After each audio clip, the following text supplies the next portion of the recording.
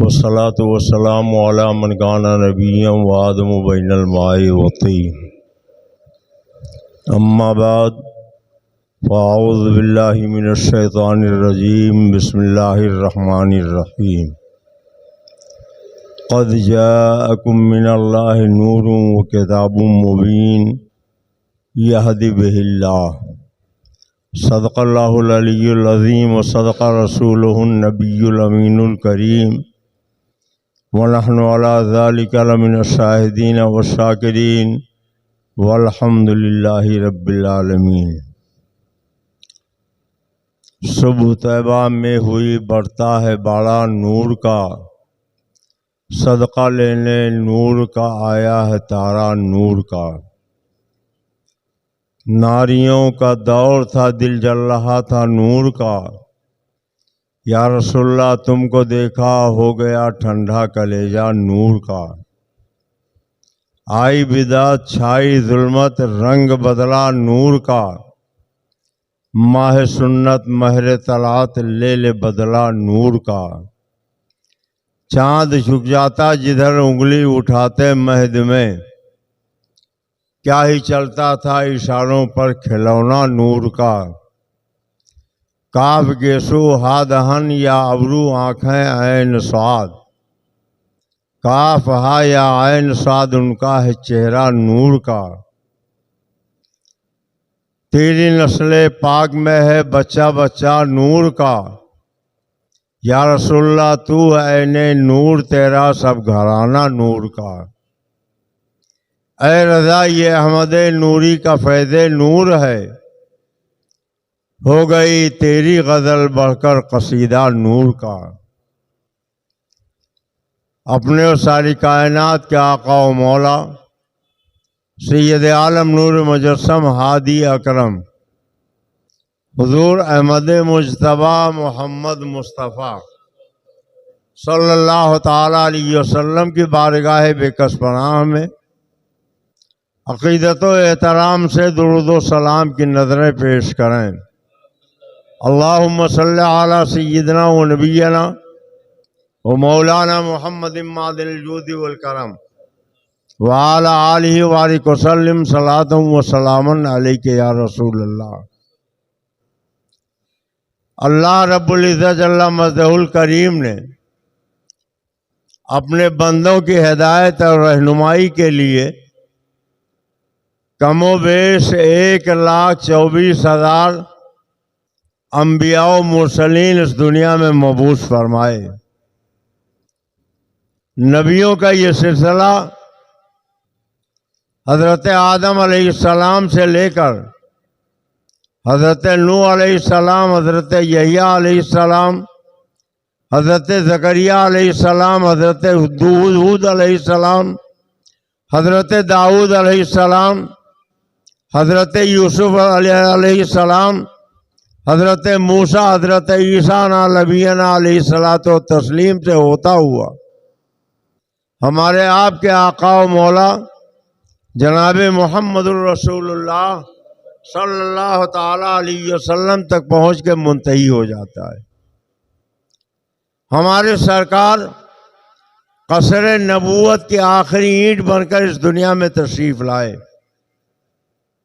اب سرکار کے بعد قیامت تک کوئی نبی نہیں آ سکتا۔ آقا کریم صلی اللہ علیہ وسلم کو اللہ نے کب نبی بنایا؟ فرماتے کن تو نبیوں آدم و بین الماء والطین، میں اس وقت نبی تھا جب آدم علیہ السلام آب و گل کی منزلیں طے کر رہے تھے، یعنی حضرت آدم کی بھی تخلیق نہیں ہوئی تھی، اس وقت اللہ تعالیٰ نے ہمارے آپ کے آقا کو نبی بنا دیا تھا۔ تفسیر روح البیان میں ہے، حضرت جبریل امین سے ایک دن سرکار نے پوچھا، اے جبریل یہ بتاؤ تمہاری عمر کتنی ہے؟ تو حضرت جبریل علیہ السلام نے کہا یا رسول اللہ یہ تو مجھے نہیں معلوم کہ میری عمر کتنی ہے، البتہ اتنا میں جانتا ہوں کہ چوتھے آسمان پر ایک ستارہ 70,000 سال کے بعد نکلتا ہے. 70,000 سال کے بعد چوتھے حجاب میں ایک تارا نکلتا ہے. حضرت جبریل فرماتے ہیں کہ یا رسول اللہ، میں نے اس تارے کو 72,000 مرتبہ دیکھا ہے. تارا 70,000 سال کے بعد نکلتا ہے. حضرت جبریل نے کتنی بار دیکھا؟ 72,000 مرتبہ.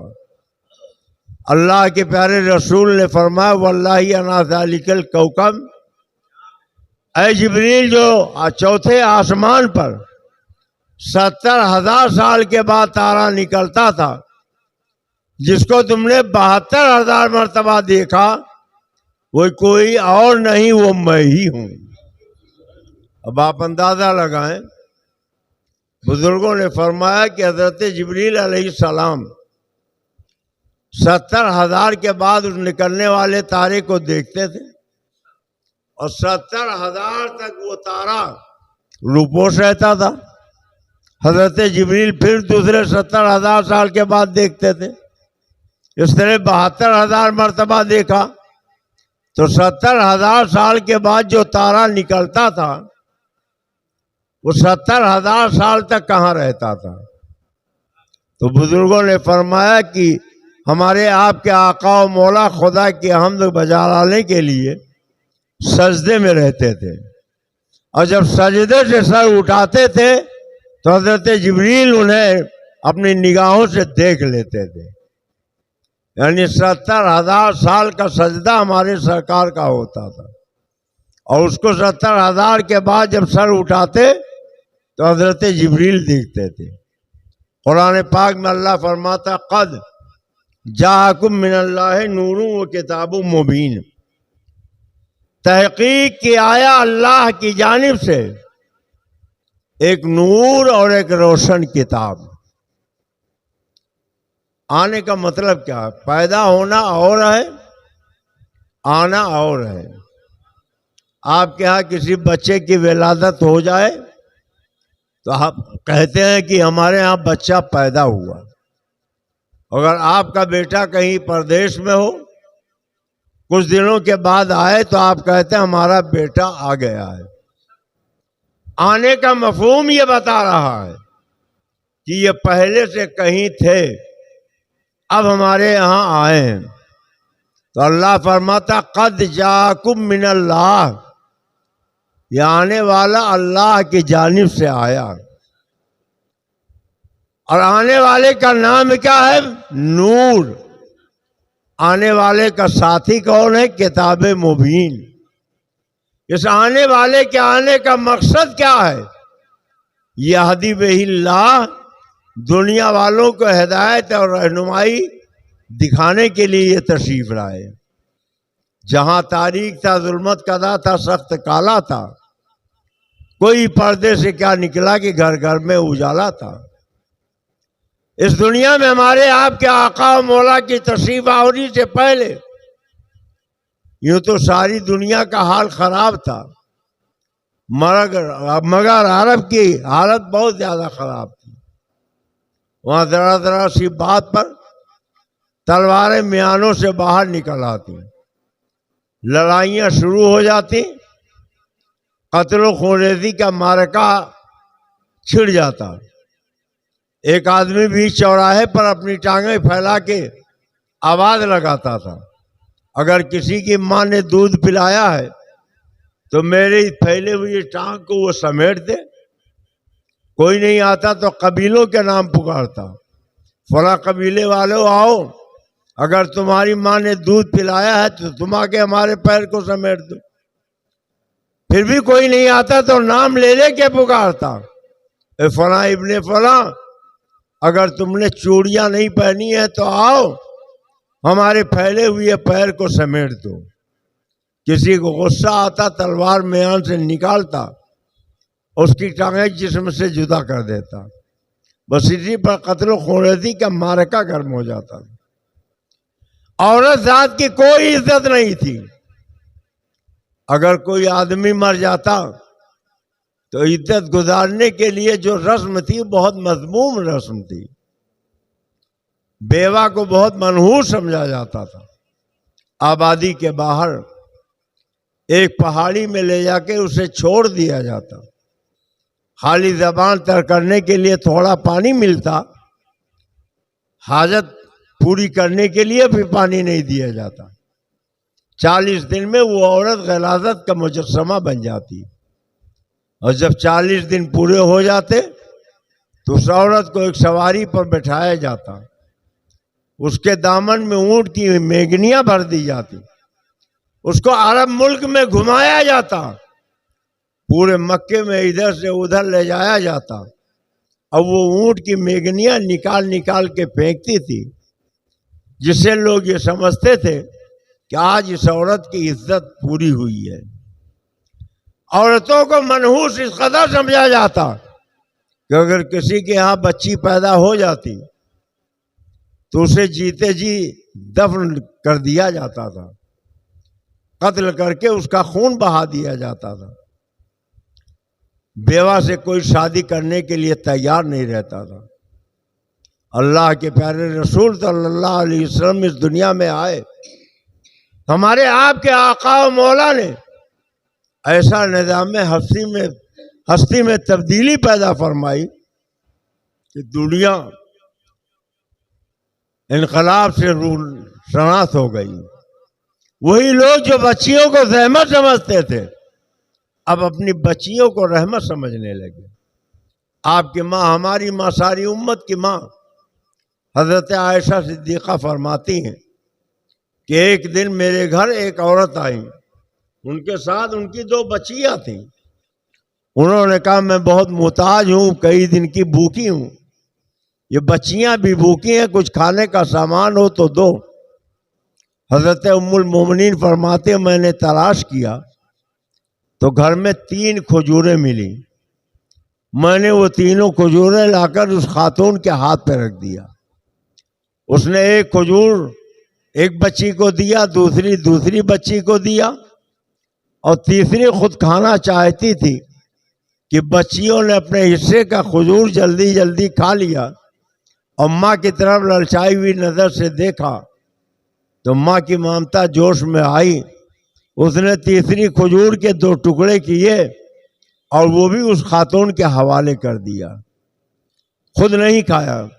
جب سرکار آئے تو حضرت عائشہ صدیقہ نے بتایا یا رسول اللہ، عرب کے لوگ جو بچیوں سے نفرت کرتے تھے آپ کی تعلیم کے نتیجے میں اب ان کے اندر ایسا انقلاب پیدا ہو گیا کہ آج یہ خاتون میرے پاس مانگنے آئی، 3 کھجوریں تھی، میں نے دیا، انہوں نے اپنی بیٹیوں کو کھلا دیا، خود نہیں کھایا. تو اللہ کے پیارے رسول نے فرمایا عائشہ گواہ رہنا، جس نے اس محبت سے اپنے بچیوں کی پرورش کی ہے اللہ تعالیٰ نے اس کے سارے گناہ معاف کر دیے.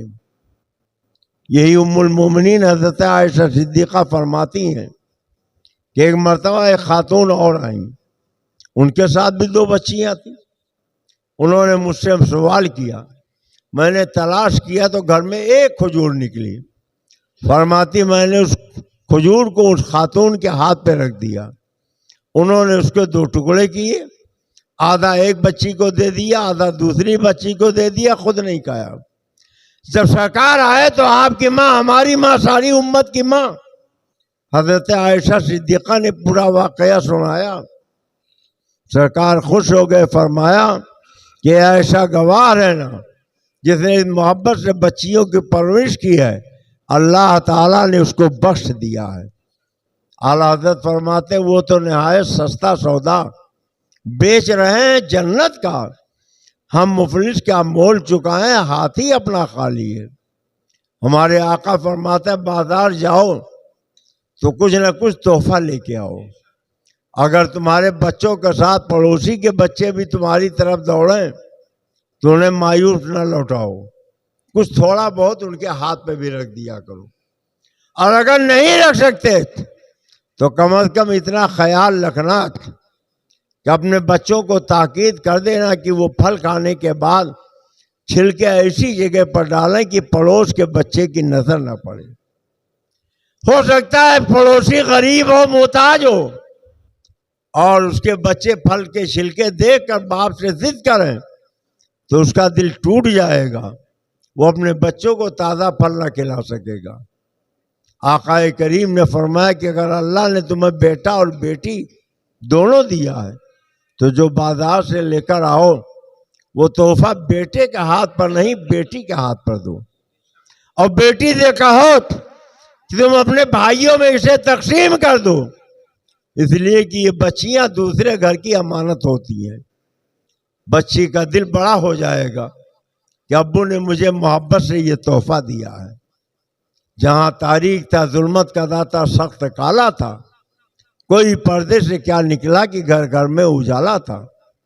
اللہ کے پیارے رسول نے بندوں کو ہدایت اور رہنمائی کا راستہ دکھایا، اور ایسا راستہ دکھایا کہ جو لوگ کل تک ایک دوسرے کے خون کے پیاسے تھے اب انہی کی محبت میں اپنی جان تک دے دیتے تھے۔ ایک جنگ کے موقع پر ایک صحابی زخموں سے چور زمین پر پڑے ہوئے ہیں، کہہ رہے العطش العطش العطش، پیاس پیاس پیاس۔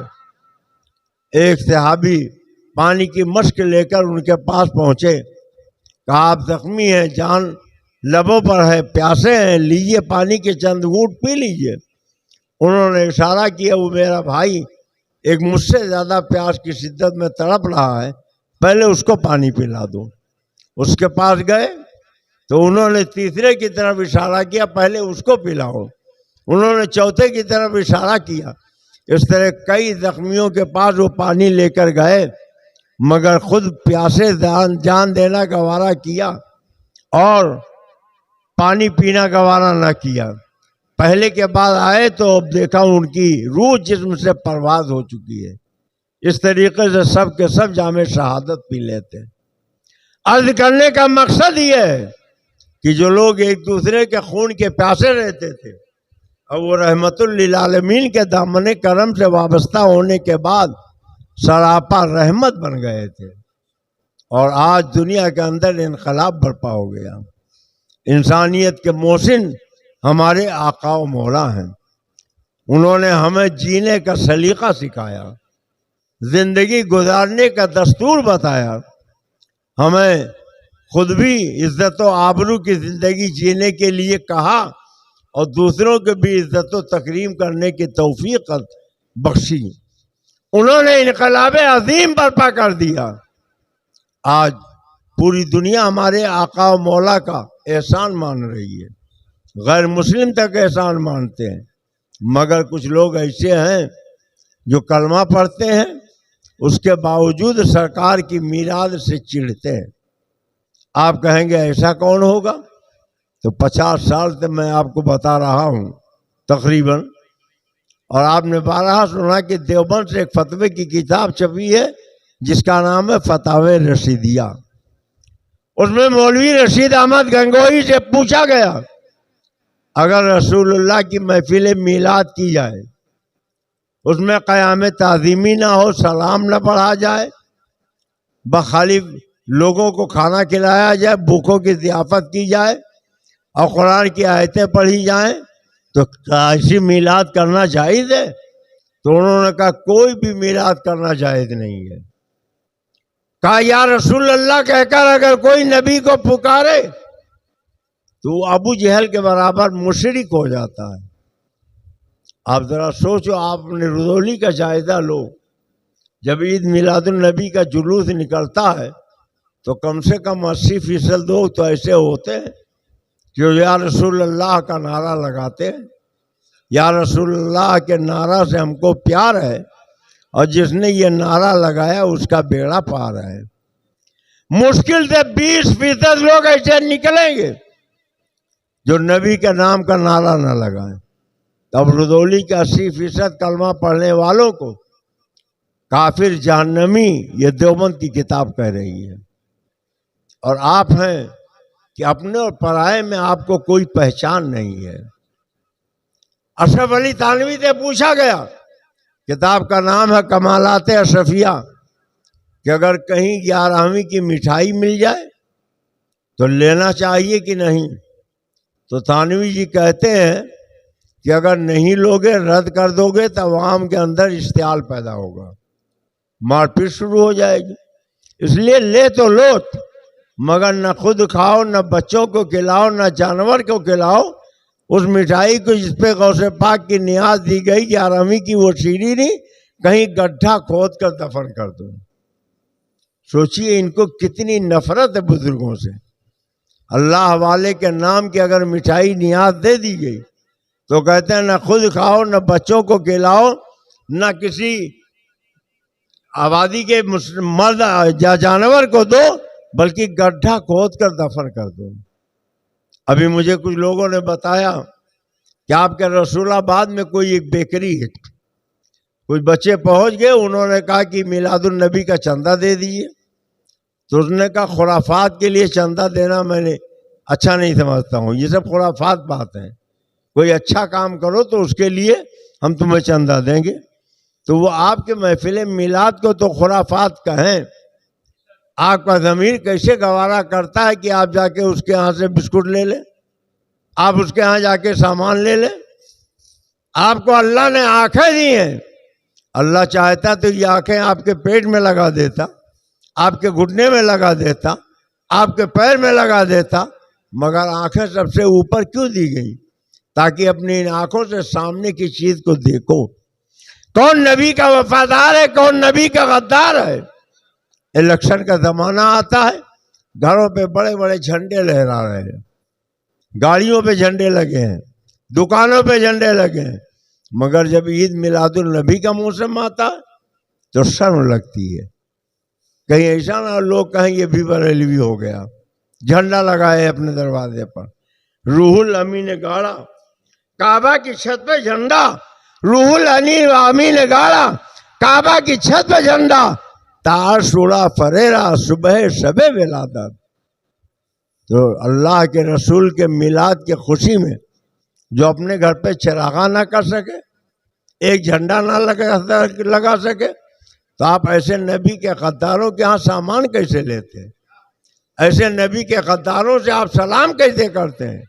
ایسے نبی کے غداروں کو آپ دعوت کیسے کھلاتے ہیں؟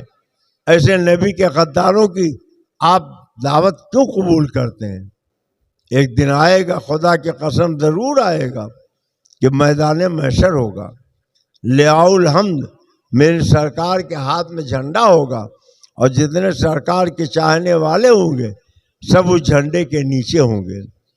اور پھر اعلیٰ حضرت امام اہل سنت کہتے ہیں کاش محشر میں جب ان کی آمد ہو، اور کاش محشر میں جب ان کی آمد ہو، اور بھیجیں سب ان کی شوکت پہ لاکھوں سلام، مجھ سے خدمت کے قدسی کہیں آردا، مصطفیٰ جان رحمت پہ لاکھوں سلام۔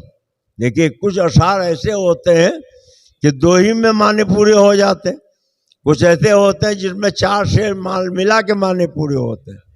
اب بہت سے جاہل لوگ کہتے ہیں دیکھو اعلیٰ حضرت کو یقین ہی نہیں تھا کہ میدان محشر میں سرکار آئیں گے، اس لیے کاش لگا دیا۔ کاش کا تعلق سرکار کے آنے سے نہیں ہے، بلکہ کاش کا تعلق اس سے ہے کہ جب اولین و آخرین سب میرے آقا پہ درود بھیج رہے ہوں تو کاش سرکار کے دربار کے جو فرشتے ہوں وہ مجھ سے کہیں کہ احمد رضا جب سب مدینے والے آقا پر درود بھیج رہے ہو تو تم بھی جھوم جھوم کے پڑھو مصطفیٰ جان رحمت پہ لاکھوں سلام، سب میں بدب ہدایت پہ لاکھوں سلام۔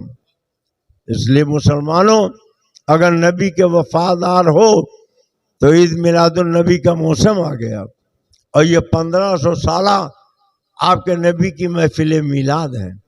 آپ اس موقع پر اپنے گھر میں چراغاں کیجئے، جھنڈے لگائیے، روشنیاں کیجئے، اور اپنے آقا کے بارگاہ میں ہدیہ درود و سلام پیش کیجئے، اور پھر اپنے گھر کے علاوہ دوسری جگہ جہاں محفل منعقد ہوں وہاں بھی جائیے۔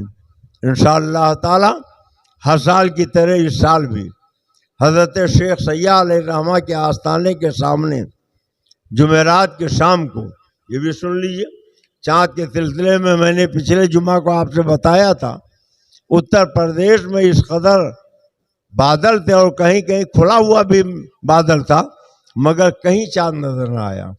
البتہ کرناٹک کے کچھ لوگوں نے چاند دیکھا تو وہاں سے 2 مفتی صاحبان باشرہ کرناٹک بنگلور سے ہوائی جہاز سے دلی آئے، دلی سے ہوائی جہاز سے وہ بریلی شریف پہنچے، اور بریلی شریف میں یہ آپ کی مسجد کا خطیب و امام حضرت مولانا حافظ و قاری محمد زاہد رضا صاحب اور حافظ محمد یاسین کو میں نے بھیجا تھا، یہ لوگ گئے اور اپنے سامنے شہادت علی شہادت لیا، اور جب شہادت مل گئی ان لوگوں نے یہ گواہی دی کہ ہاں ہم نے اپنے ماتھے کی نگاہوں سے 29 کا چاند دیکھا ہے، تب لوگوں کو اس کی شہادت دی گئی، اور ماشاءاللہ آج ماہ مبارک کی 5 تاریخ، آنے والے جمعہ کو 12 تاریخ ہوگی، تو جمعرات کی شام کو ہر سال کی طریقے سے اس سال بھی حضرت شیخ سیار رحمۃ اللہ علیہ کے آستانے کے سامنے بھائی عمران صاحب کی طرف سے آپ کے خواتین کے لیے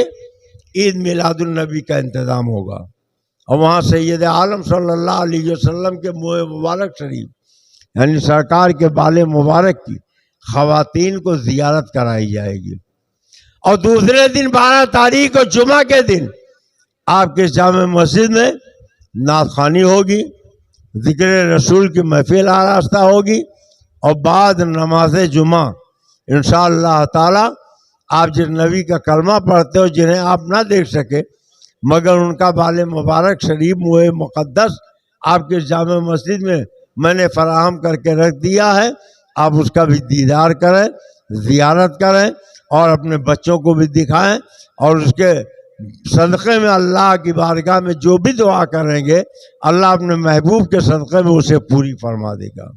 مجھے چونکہ دوحہ قطر جانا ہے، انشاءاللہ تعالی منگل کو ہماری فلائٹ ہے، ہم 1 ہفتے کے لیے دوحہ قطر چلے جائیں گے، تو اس میں نہیں رہ پائیں گے، عید میلاد النبی کے لیے جا رہے ہیں، لیکن آپ لوگ ضرور رہیے گا، اور عزیزہ مولانا حافظ و قاری محمد زاہد رضا صلی اللہ علیہ وسلم سارا انتظام کریں گے، آپ ان سے رابطے میں رہیے گا، اور اس کا خاص خیال رکھیے کہ آپ گھوم کے پورے رودولی میں دیکھ لیجئے کتنے لوگوں نے عید میلاد النبی کا جھنڈا لگایا ہے۔ کانگریس کا جھنڈا تو وہ لوگ لگا دیتے ہیں، سماجوادی کا لگا لیتے ہیں، بہوجن کا لگا لیتے ہیں، اور بی جے پی کا لگا لیتے ہیں، مگر مدینے والے آقا کا جھنڈا کتنے لوگ لگاتے ہیں؟ یہ 1 گز کا کپڑا آپ کے وفاداری کی دلیل بن جائے گی، اور لوگ سمجھیں گے اس گھر میں نبی کا غدار نہیں بلکہ نبی کا وفادار رہتا ہے۔ جب سرکار مکے سے ہجرت کر کے مدینہ آئے تھے تو مدینے والوں نے پورے مدینے کے گلی کوچوں کو آراستہ کیا تھا، شاہراہوں کو معطر کیا تھا، اور مدینے کی بچیاں اپنے چھتوں پہ بیٹھ کے تب بجا کے کہہ رہی تھی طلع البدر علینا من ثنیات الوداع وجب الشکر علینا ما دعا للہ داعی، یعنی نبی کی آمد پر شکریہ ادا کرنا واجب نبی کے سامنے کہا جا رہا ہے۔ تو اب نبی کی آمد کا یہ مقدس مہینہ ہے، اور 12 تاریخ کو آپ اپنے نبی کی محفل میلاد منائیں۔ اعلیٰ حضرت امام اہل سنت کہتے ہیں حی باقی جس کی کرتا ہے ثنا، مرتے دب تک اس کی مدحت کیجئے، اور جو نہ بھولو ہم غریبوں کو رضا، یاد اس کی اپنی عادت کیجئے۔ جنت الفردوس کی دل میں تمنا ہے اگر، دھوم سے مل کر مناؤ عید میلاد النبی۔ سب سے اعلیٰ و اولا ہمارا نبی، سب سے بالا و اعلیٰ ہمارا نبی، سارے اچھوں میں اچھا سمجھیے جسے، ہے اس اچھے سے اچھا ہمارا نبی، سارے اونچوں میں اونچا سمجھیے جسے، ہے اس اونچے سے اونچا ہمارا نبی، سب چمک والے شیشوں میں چمکا کیے، اندر شیشوں میں چمکا ہمارا نبی، قرن و بدلی رسولوں کی ہوتی رہی، چاند بدلی کا نکلا ہمارا نبی، جیسے سب کا خدا ایک ہے ویسے ہی ان کا ان کا تمہارا ہمارا نبی، غمزدوں کو رضا مزدہ دیجیے کی ہے، بے کسوں کا سہارا ہمارا نبی۔ اللہ تعالیٰ عید میلاد النبی آپ کو ہم کو سب کو مبارک فرمائے۔ السلام علیکم۔